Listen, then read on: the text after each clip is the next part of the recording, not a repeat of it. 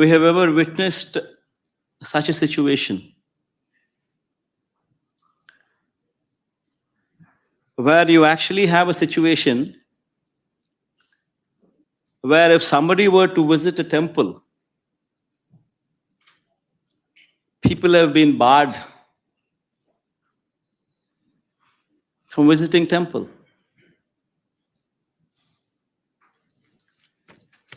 These are the notices given to YSRCP cadre, MLAs, corporators, sarpanches, MPTCs, ZPTCs, this kind of cadre.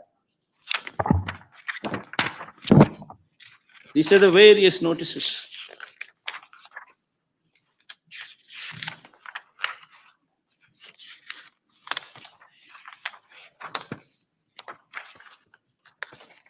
Coming out from various districts.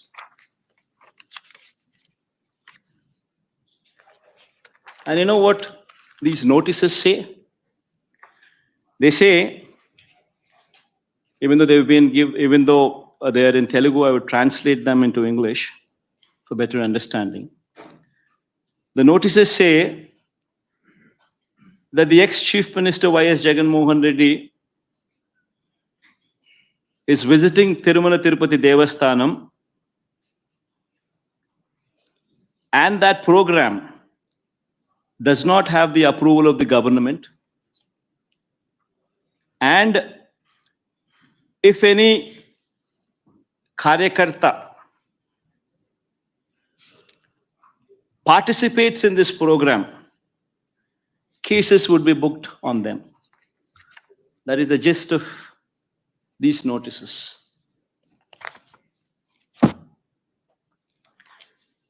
And such kind of notices were given to the YSRCP cadre, MLAs, everybody, corporators, by cops.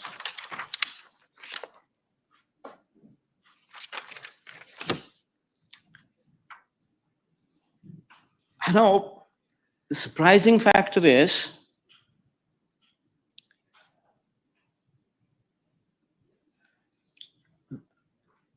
an ex-chief minister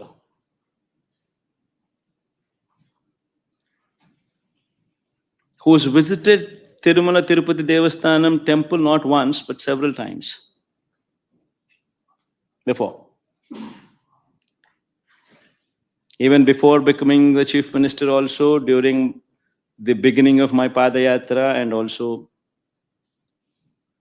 during the end of my Padayatra after concluding my 3,648 kilometers, 3,648 kilometers of my Padayatra before I returned home. I walked all the way onto the top. And Chandrababu Naidu was the chief minister then.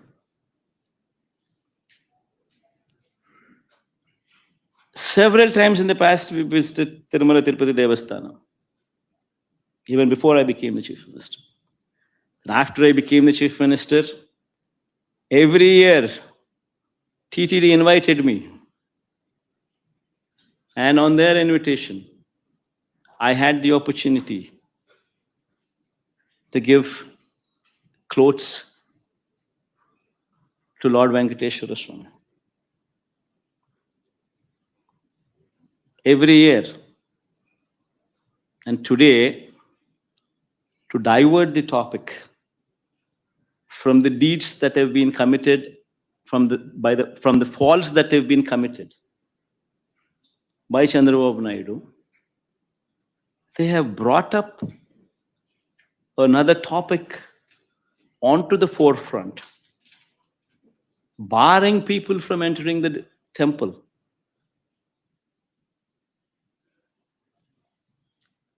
In fact, I'd like to say I like everybody to notice these aspects. I like everybody to see these aspects. What happened during the so-called controversy on Laddus? Tirumala Tirupati Devasthanam reputation has been lowered by Chandrababu Naidu.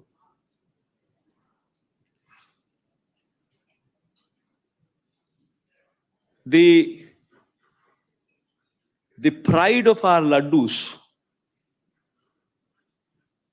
was diminished by Chandrababu Naidu. He intentionally planted a seed of doubt that the Laddus were not good to eat, even though he knew very well that he was lying.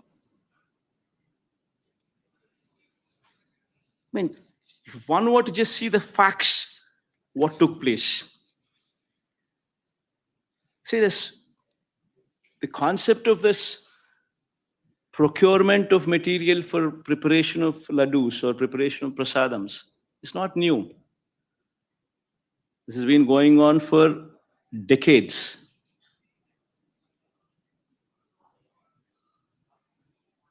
Tirumala Tirupati Devasthanam board is a very pristine board.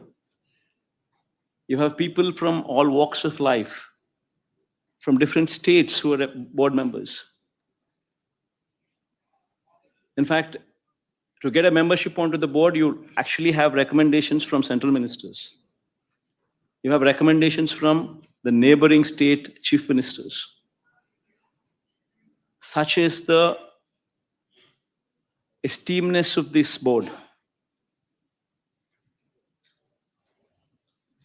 Such is the pristine of this board. And these board members work there in a very transparent manner, with the only intent to ensure that whatever they do it for the good of the temple. With that motto in mind, they work. And as far as these tenders are concerned, it's a routine process. Every 6 months, procurement of tender happens. Procurement of these materials to prepare the prasadams or laddus is a routine practice. The government does not get involved. It's an autonomous body. It's the board which takes the decisions. The conditions which are applicable for anybody to be participating in these tenders are also not new. They've been in existence also for decades. The quality of the material, what is asked for, is also been the same for decades.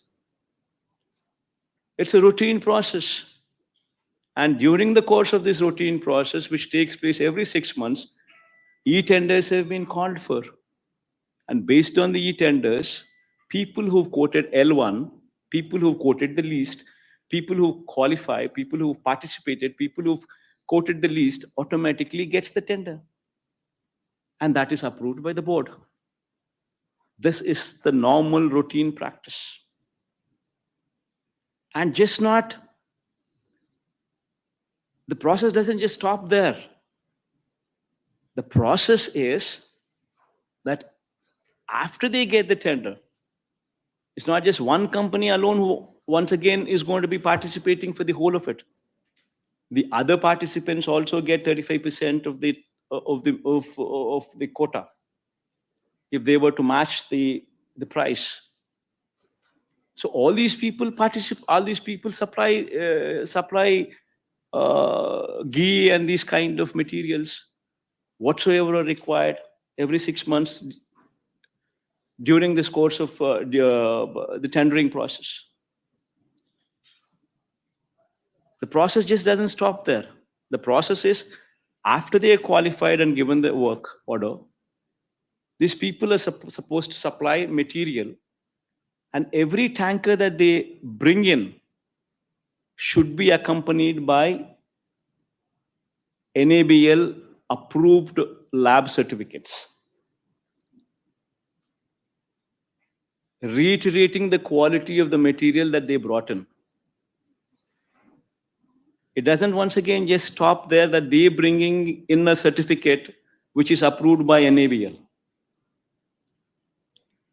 After the tanker reaches TTD, Tirumala Tirupati Devasthanam, accompanied with this certificate, after that, the TTD conducts 3 tests. They conduct 3 tests for every tanker. even if one test were to fail out of the 3, the material is rejected. The tanker is not permitted to go ahead. Forget about the commodities being used in the preparation of laddus or prasadams. It is not even permitted to enter. It is rejected. This is a robust practice which is in existence for decades. Even during the regime of Chandrababu Naidu also, 14 times during 2014 to 19, 14 to 15 times tankers were rejected and sent back. And during our regime, during 2019 to 24 also, 18 times the tankers were rejected and sent back. In fact, this is something to be boasting about. That such is the robust practice which is in prevalence. That even if somebody were to do some mischief, the tanker is not even permitted to enter the premises. It is rejected even before it goes that far. That is the practice in Tirumala Tirupati Devasthanam. Such is the robustness of the testing practice which is prevalent there. And we should be boasting about such practices.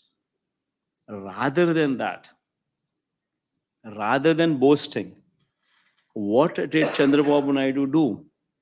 What did this chief minister do? I will just play 3 clippings. What happened during the course, one should understand. 10 days have been called. 10 days, the material was supplied. On June 12th, the first material which is reached Tirupati was on June 12th. June 12th, by then Chief Minister, who was the Chief Minister by then? June 4th itself, the results came out. June 12th, it was Chandrababu Naidu's regime which was in prevalent. And the first container, the first tanker came on June 12th. June 12th, 21st, 25th, July 4th, whatever the tankers have come, they all passed through the tests. Good for everybody. They passed through all the 3 tests and then they were permitted to go in. Then again on July 6th and July 12th, 4 more tankers came in which did not pass the test conducted, which did not pass these 3 tests, which were 3 tests conducted on every tanker, and they were rejected. They were not permitted to go inside. While this is the reality of the case, that the material was not even consumed, it was sent back because they have failed the test. What did Chandrababu Naidu do? On July 6th and July 12th, the 4 tankers which came in, which did not pass the test and which were sent back because they did not pass the test. This was reiterated by the Tirupati EO, who is an IAS officer posted by Chandrababu Naidu himself in his regime. And what did he say? See, these reports, which were rejected in 3 tests, which were rejected because they did not pass these 3 tests, were sent to NDDB, Gujarat. This NDDB Gujarat lab also came into the picture for the first time. Usually TTD does not, over the decades, never sent their sample all the way to Gujarat. Usually the samples are sent to CFTRI, which is Central Food Technological Research Institute, Mysore. But for some strange reason, first time, NDDB Gujarat was brought into the picture. Fine.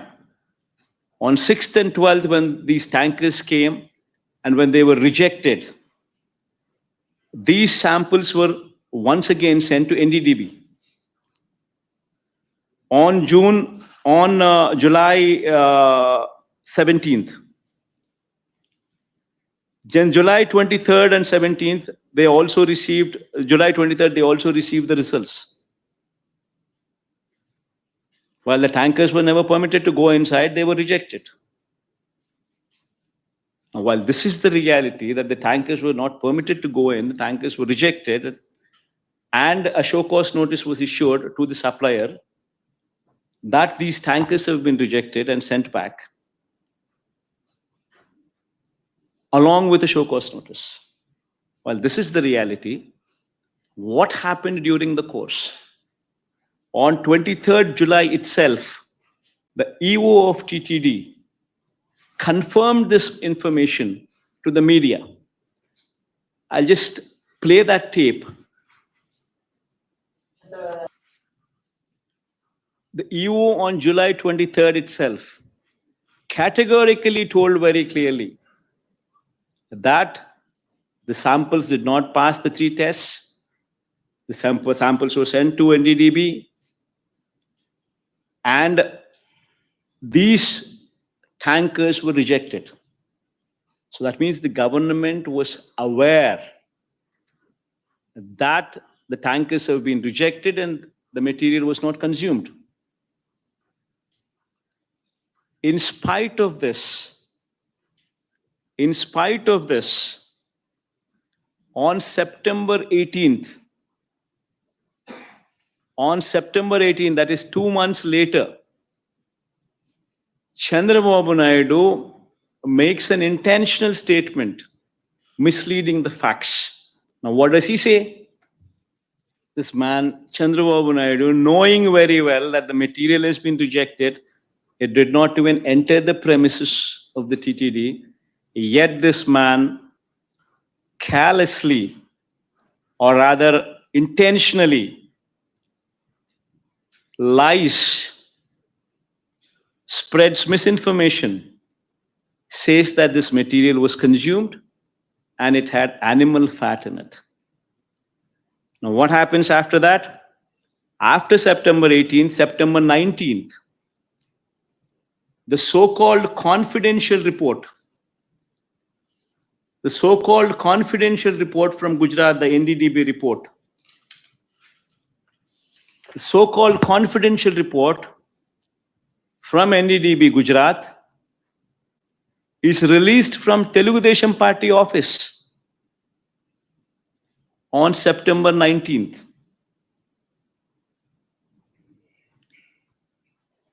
And even in that report, there is a disclaimer which clearly says that this report is not accurate.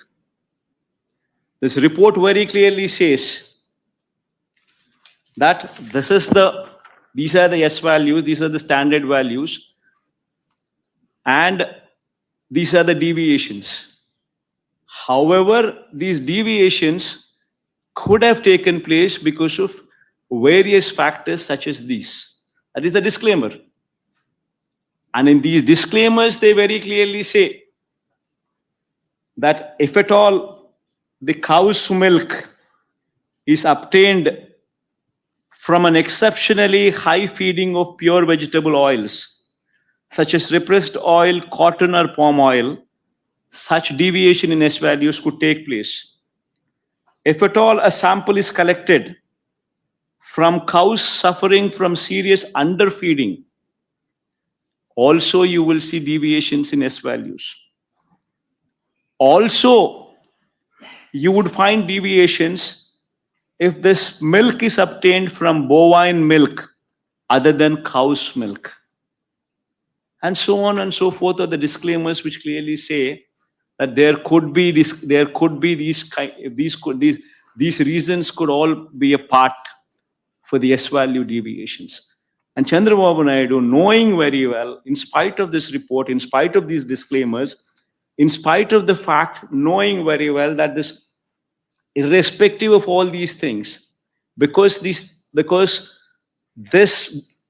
ghee did not pass through the 3 tests, was not even permitted to enter the TTD premises, and it was not consumed. Knowing very well, yet September 18th, he makes a statement intentionally lying. September 19th, his Telugu Desam Party office releases this so-called confidential data, so-called confidential report from Telugu Desam Party's office. Then on September 20th, The TTD EO, once again a government official, IAS officer, appointed by Chandrababu Naidu himself as TTD EO, once again addresses the press. And what does he say in that press? So the EO very categorically, once again on 20th, says that these tankers were rejected and sent away. And they were not used. And on 22nd, the TTD EO himself also gives a letter, his report, his findings to the state government. This is the TTD EO signature down beneath. And in that report, what does he say? He says few important things.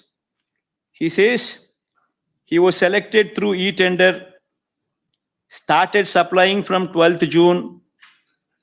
However, his 2 tankers on 6th July and 2 more tankers on 15th July were found to be of poor quality during physical verification.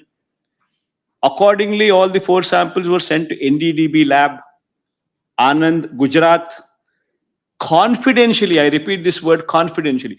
Confidentially for testing its quality. Confidentially.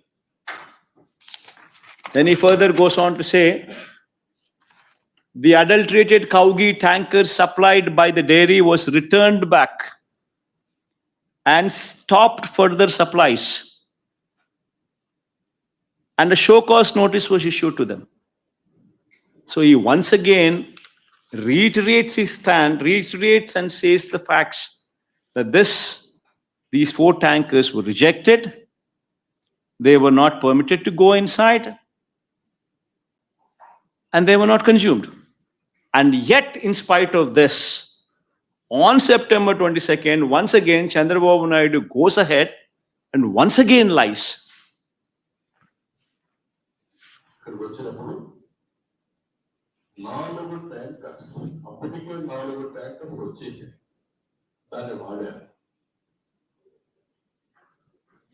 On September 22nd, he once again reiterates his lies and says that this impure ghee was consumed. Now, a chief minister intentionally deviates from facts, knowing very well that these are the facts, deviates from facts, intentionally lies. How is it fair? Bringing down the reputation of our temple, bringing down the reputation of Lord Venkateshwara Swami, bringing down the reputation of our prasadams, of our Laddu prasadams. Is that permitted? Is that permitted? I ask the so-called BJP party, which actually boasts themselves as representatives of Hindutva, as representatives of Hindu religion. I ask BJP one serious question. If you're sincere, if you're truly representatives of Hinduism, would you support this? A chief minister intentionally lying, bringing down the reputation of Lord Venkateshwara Swami, bringing down the reputation of Venkateshwara Swami's prasadams, intentionally for political gains. If someone, just because they're part of NDA, if they are at liberty to spread these kind of lies, and yet BJP aware of all these facts, knowing very well that these are the facts, how can the BJP support such a person as Chandrababu Naidu without sending him to prison? If at all the Hindutva values they hold are dear and near and are sincere. If one intentionally brings down the reputation of the temple, how is it that the BJP is sitting silent? Worse, BJP joins the party bandwagon. BJP leaders from Hyderabad also come down to Tirupati. They once again try to deviate this topic from Laddu Prasadams to my declaration.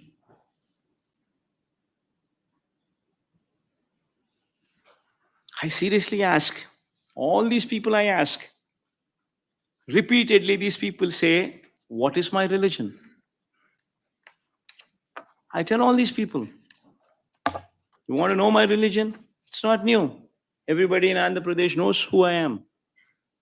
Everybody in Andhra Pradesh, everybody in this country know in this country, everybody knows who I am. Everybody knows who my father is. Who is my father?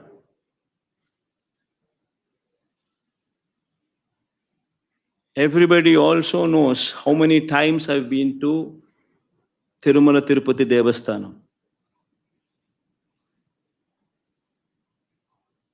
My father gave, in every Brahmotsavallu, my father was blessed with the opportunity to present clothes to Lord Venkateshwara Swami, to the temple. 5 years in a row, he was blessed with that opportunity. Even before I became the chief minister, several times I had visited Tirumala Tirupati Devasthanam. Even before I had started my Padayatra, I took Lord Venkateshwara Swami's blessings before I started my Padayatra also. And even after my Padayatra, the conclusion, I had actually walked all the way to the top of the mountain, taken his blessings before my Padayatra could conclude. And later I became the chief minister. And 5 years, every Brahmotsavallu, I was blessed with the opportunity to present the clothes. Why is it that my religion was not questioned then? Why is it that my declaration was not a question then? I accompanied the Prime Minister. I accompanied all these people. The President. I accompanied the Chief Justice. I accompanied the Prime Minister. Why was it not a question then? I ask one simple question to everybody. In fact, this is the Constitution of India. According to the preamble, India is a sovereign, socialist, secular, democratic republic. This is the Constitution. And I say, what kind of country are we living in? That a person visiting the temple needs to disclose his religion before he is permitted to enter the temple. What kind of secularism is this? What kind of a secular country are we living in? I ask everybody. And if somebody were to ask what my religion is, I once again reiterate to everybody. In between the four walls in my house, I read the Bible. But when I go out of the house, I am a Hindu, I am a Muslim, I am also a Sikh.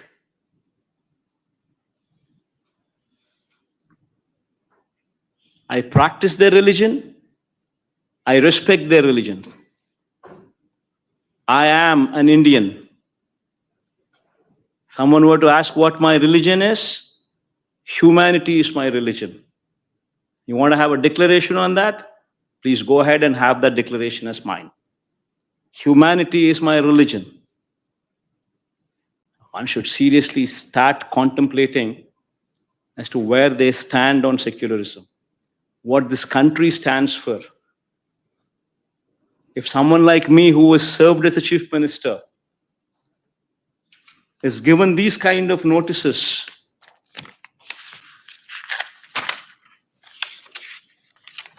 someone like me who's visited Tirupati not once, but at least 10 times before, as a chief minister and before that as well, today for political reasons is being given these kind of notices.